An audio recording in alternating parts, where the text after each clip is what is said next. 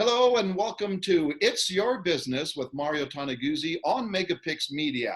I'm really happy to announce that my special guest today is King Karl Tilleman, former U of C basketball star in the early mid '80s, and now a lawyer in Phoenix, Arizona. Thanks for joining us today, Karl.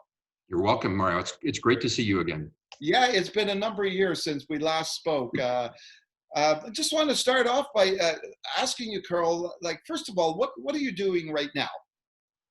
So Mario, my profession is an attorney, and I'm a trial lawyer as well as an appellate lawyer. So I get a little bit of the old days where there's like a little bit of a chase or a competition. Yesterday was an argument before the Arizona Supreme Court on a complex issue, and so that was it. It's very much, there's many similarities between what I do as a trial appellate lawyer and the old competition days.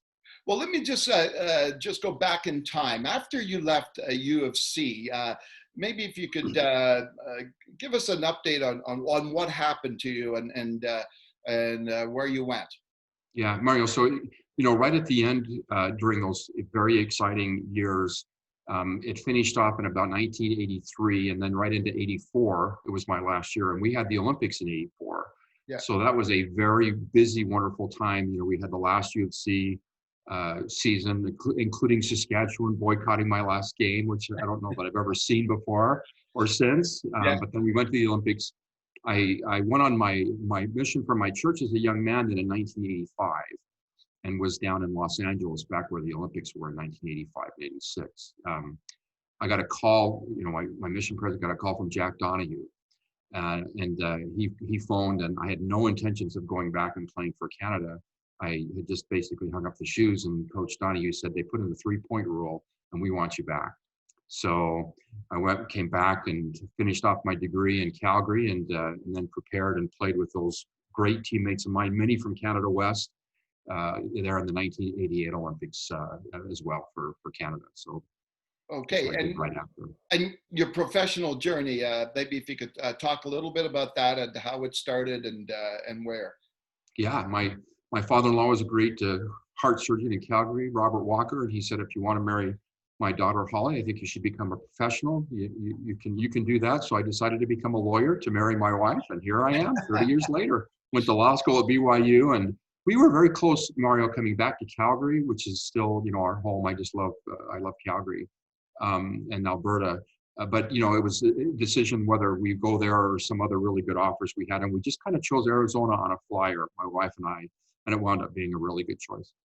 Now, trying to remember, maybe you could explain this a little bit, your connection with the U.S. Supreme Court when you left Calgary. Yeah. Oh, that's a twist. I did better in law school than I would ever hope to, and I can't really explain that, except for maybe my wife is a great tutor. But I had the opportunity to interview at the Supreme Court, which was very surprising to me. That just doesn't happen very often. But I went there and interviewed with several of the justices, and eventually was offered a job by Chief Justice Berger, who had just retired, as well as then Justice Thomas, whom I clerked with. Oh, okay, super then. When you look back, over the years on your basketball career, what are do you think some of the lessons you learned in sport and in basketball that bode well for you in your profession? Well, number one, I have a great, as life has progressed, I have a tremendous heart full of gratitude for fans, for a great community. That was an exciting time in all of our lives, and playing against the University of Victoria Vikes, who, many of those gentlemen wound up being my teammates and were my teammates. So those were very exciting times. competition, Calgary, Mario, I really liked in the University Canadian system. We had to go to school, and I took some tough classes. And so you had to learn how to go to school as well as then compete on the basketball court. So there was like a balancing that we did, because basketball wasn't everything. I think that really boded well, afterwards, that we could transition into life, because we had a big part of our life that wasn't just basketball. That's a credit to University of Calgary and Coach Howard and the administration there for making sure we were students first. And then, when you win, hopefully you win a lot. like to lose, but you lose some, right? And you learn how to kind of deal with the emotions of being a, kind of a tense situation. That is really, kind of being on the spot on a basketball court as well as being on the spot in a court have translated for me very well.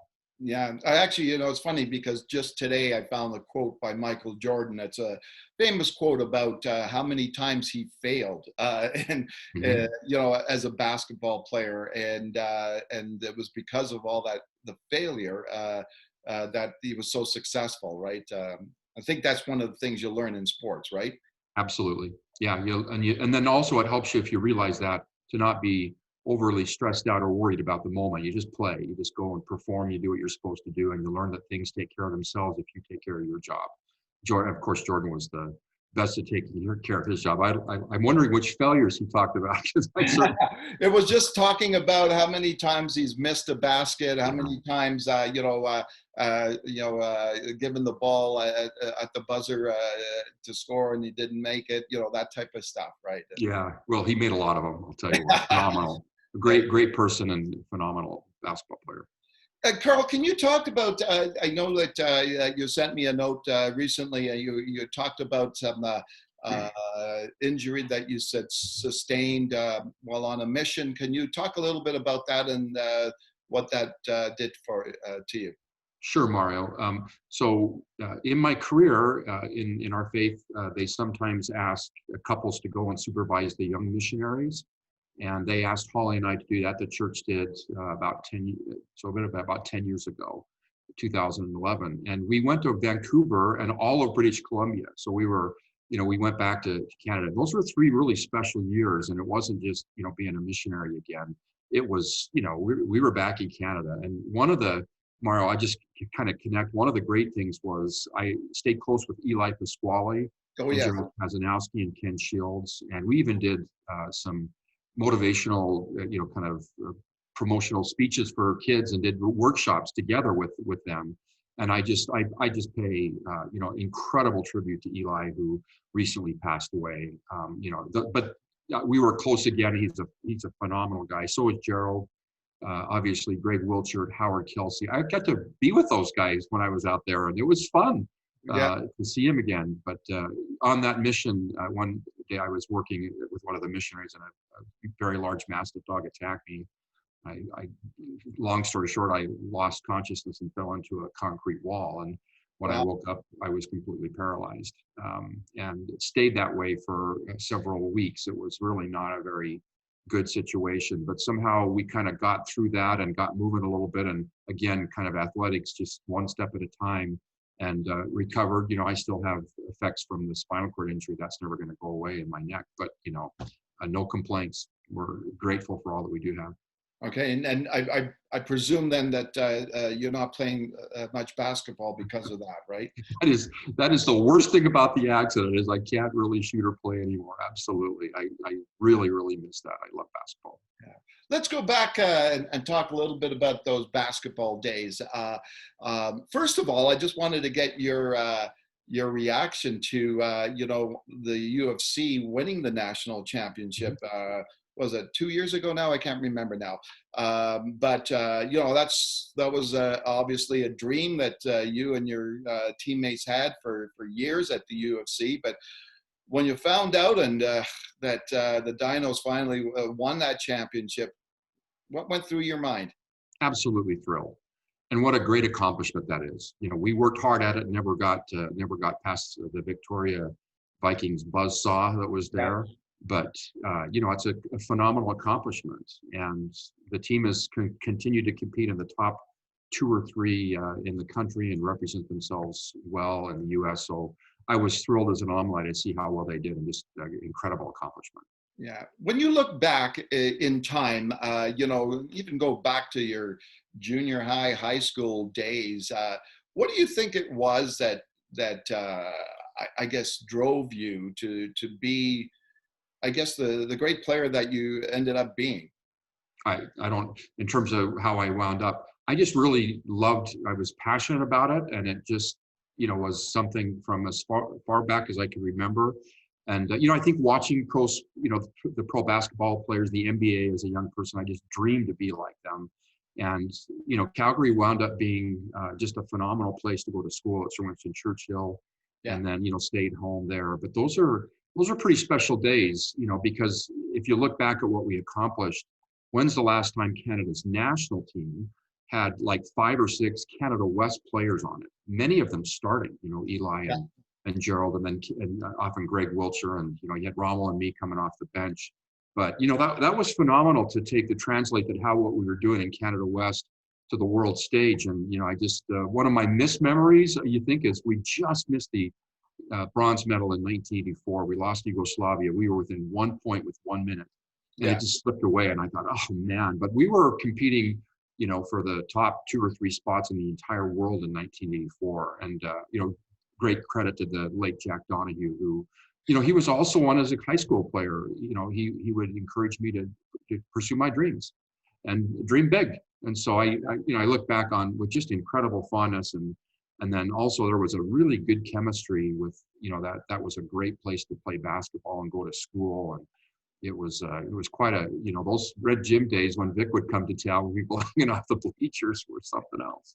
Well, it's funny, like what were your I'm glad you mentioned the red gym, because that to me as well was one of my fondest memories during those days when I was covering UFC sports. What did it feel like playing in that gym? Electric. I mean, we, and I remember Coach Gary Howard, and also I give such great credit for the program with Coach Howard, who is a dear friend and a phenomenal, influence in my life. But the Calgary Classic, when I'd watch as a high school player, that was really exciting. And they would bring in the best teams in Canada in that old red gym. And that's where I kind of fell in love with that gym and, Coach Howard and the basketball team. So, it was probably in high school where I first connected. And look, when we were playing the top in the country, and you got the word out through everything you did, that place was just electric. Yeah, I remember a few times, you get the ball at the buzzer, and a couple of buzzer shots, 3 points, to win games. That was, I guess, that was your personality, right? That when the game was on the line, you wanted the ball, right? I can't deny that, counselor. You know what? When you go back in time, back to your days, we talk a lot in sports about some of the great athletes, like the Wayne Gretzky's, of how many pucks they shot at a net. Were you like that? Did you have like a hoop in the driveway and you just for hours just shooting baskets? I did, Mario. That's and over at a church gym or the high school gym, my dad, my late father, whom I loved to pieces, got me a key to the red gym, and they would try to kick me out. I'd go over there before school started at 4 or 5 in the morning and be playing in a national championship in my mind and just shooting over and over. Those games that those shots we took in games, I'd taken 1,000 times, and they finally stopped trying to kick me out. They knew I'd sneak in and said, "Look, okay, turn on the lights." And I would literally sneak in that gym hundreds of times and practice that shot. And that out of all the things, that was what I was able to really contribute to the Canadian team, is to be, that shooter. And that was a credit to, if I would have gone to school somewhere else, I think in the US or big college, I probably wouldn't have had that same mindset to be able to get the ball when it counts and shoot it. And I give credit to, Coach Howard and then Jack Donahue for trusting me to take the shots a lot. Yeah, exactly. Like, what would you say in the basketball career was your biggest disappointment or regret? 84, losing to not bringing home a bronze medal. That was, we were that close and we were good. It was just broke. I look back on it, but look, we were 4th in the world, but we really had that game, and we had beaten Yugoslavia a lot. That's my greatest disappointment, is we were a breath away from an Olympic medal. And what about just the highlight? What would you consider the highlight of your career? 84 Olympics, all the wins to get to the bronze medal game, and then of course 88 when we had a couple of breakout games. The 88 Olympics were just unbelievably memorable. Okay, and the other thing too, going back, we talked about the UFC and national championship, but let's not forget also the Toronto Raptors NBA championship. Absolutely. How was it for you when you saw that?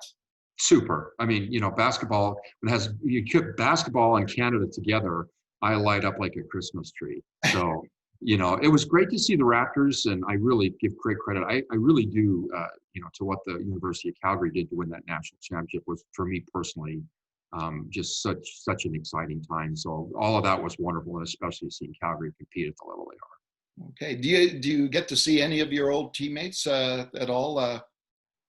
Yeah, no, I've seen, John Roden a couple of times. He's come over to Phoenix. And then, like I said, I've actually seen, the teammates that I played against in Canada West, with the University of Victoria players out there on a mission. I spent a lot of time with Eli and Gerald Kasanowski. Gerald and I are very, very close friends. Greg Wilshire, Howard Kelsey. So I Yeah. see them, but also not so much with Calgary players. I'm not back, in kind of with reunions there, but with the Olympic team, we stay pretty close. Yeah. Okay. Great. Then, any last parting thoughts to Calgarians, Karl? Well, I'd say, Mario, one of the things is the way you covered sports, and you've all the way through your life, is you brought great excitement. And I attribute that, you connected the dots for us to make that exciting time. We had incredible support from the community, and you were at the head of that. And then you gave me the nickname. It was you, Mario King Karl, which I paid a price for the rest of my life. People, I've had more good, fun ribbing, and for that in my life, it's been great. With the people down there, do they know like your background, like at all? It is common for them in today's modern, search social media and be able Yeah. to the internet. Almost everybody connects me with Canada, Calgary, and Canada basketball and Calgary basketball. I'm very proud of it. I wear it on my sleeve. Okay. Super. Then. Well, thanks a lot, Karl. It was great catching up again with you. Marius, great to see you too. Wonderful. Okay. Great. That was Karl Tilleman, who is a lawyer with Dentons in Arizona today. Before he was one of the star basketball players with the University of Calgary Dinos program, and also on the national level. This has been It's Your Business with Mario Toneguzzi on Megapix Media. Thanks for joining us today.